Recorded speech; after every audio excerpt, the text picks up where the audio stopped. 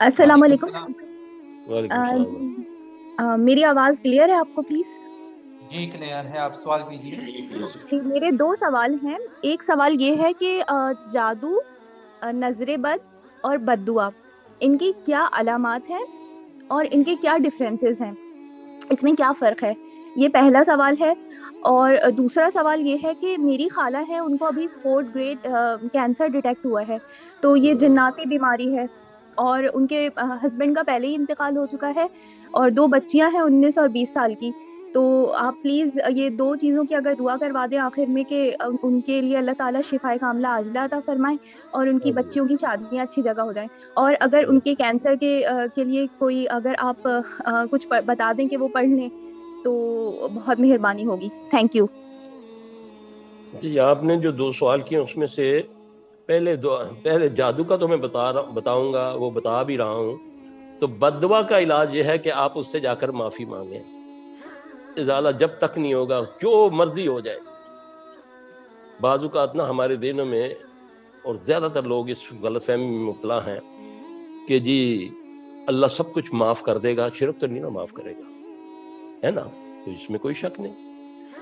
اب اللہ قرآن میں فرماتا ہے کہ کثیر تعداد مومنوں کی، ہے نا، جو مشرک ہوگی، اللہ کہہ رہا ہے کثیر تعداد مومنوں کی جو مشرک ہوگی۔ اب دوسری آیت میں فرماتے ہیں اللہ کہ جو اپنے نفس کی پوجا کرتے ہیں۔ کیا کسی نے کسی کا حق مارا ہوگا؟ شہید کو قرضہ معاف ہے؟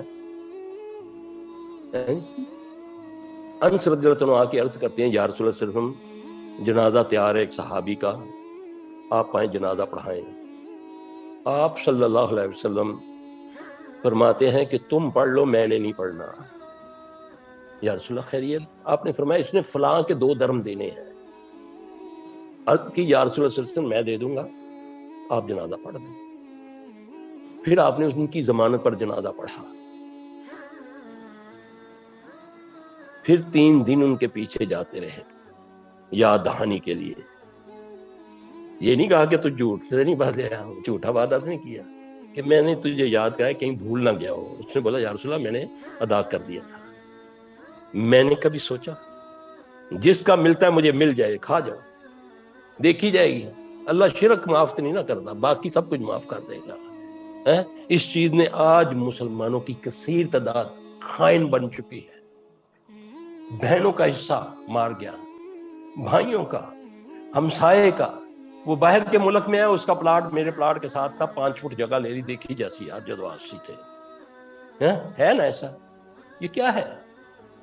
بد دعا سے بچو۔ ایک بات کہنے سے کسی کا گھر اجڑ سکتا ہے۔ اپنی زبانوں کو روکو، بد گمانی نہ کرو، اچھا گمان ذہن میں رکھو۔ بد دعا کا علاج یہ ہے کہ جب تک اس کی تلافی نہیں کرو گے نہیں جان چھوٹے گی۔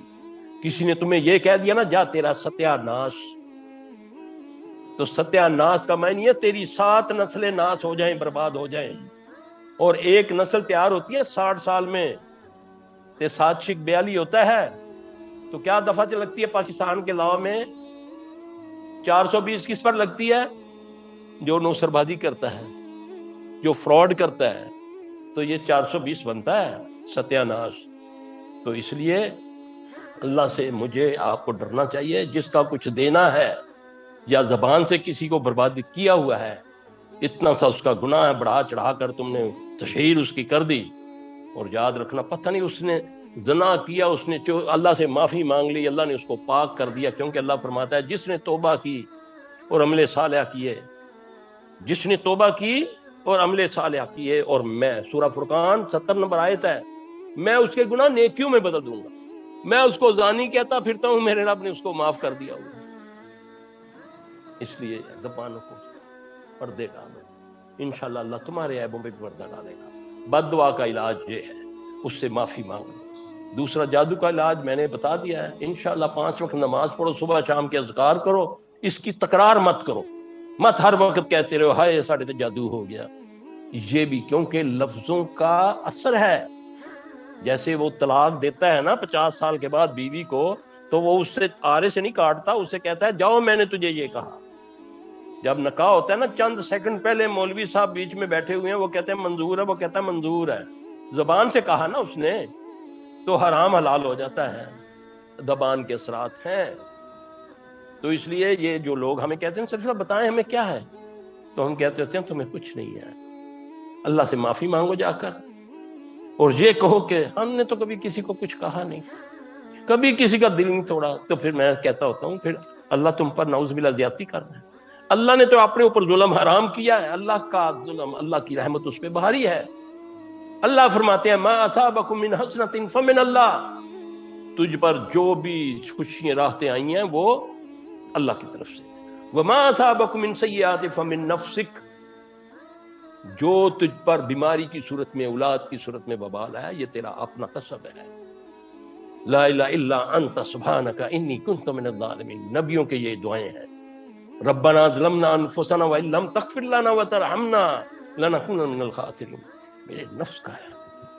حالانکہ اللہ نے کہا نا کہ آدم کو میں نے روکا کہ اس درخت کے پاس نہ جانا، ہے نا، اللہ کہہ رہا ہے نا، مگر اس کو کس نے برگلایا؟ شیطان نے۔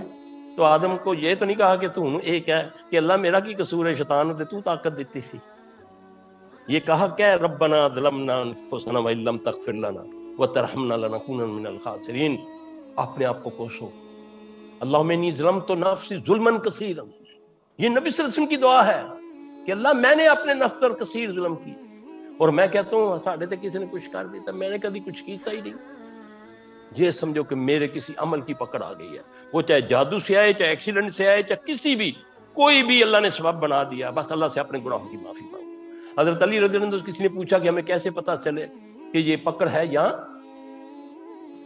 آزمائش ہے، تو فرمایا جو اللہ کے قریب ہو جاتا ہے جب کسی مصیبت میں تو وہ آزمائش میں ہے، جو دور ہو جاتا ہے وہ پکڑ میں ہے، اور اللہ کسی کو آزمائش میں بھی نہ ڈالے، ہم اس قابل بھی نہیں ہیں۔ تو اس لیے اللہ تبارک تعالیٰ ہم سب پر رحم فرمائے، بیمار بھی اللہ ہی کرتے ہیں، شفا بھی اللہ ہی دیتے ہیں، علاج بھی اللہ ہی کا حکم ہے، تو اس لیے اللہ تعالیٰ ان کو شفاء کاملہ عاجلہ عطا فرمائے۔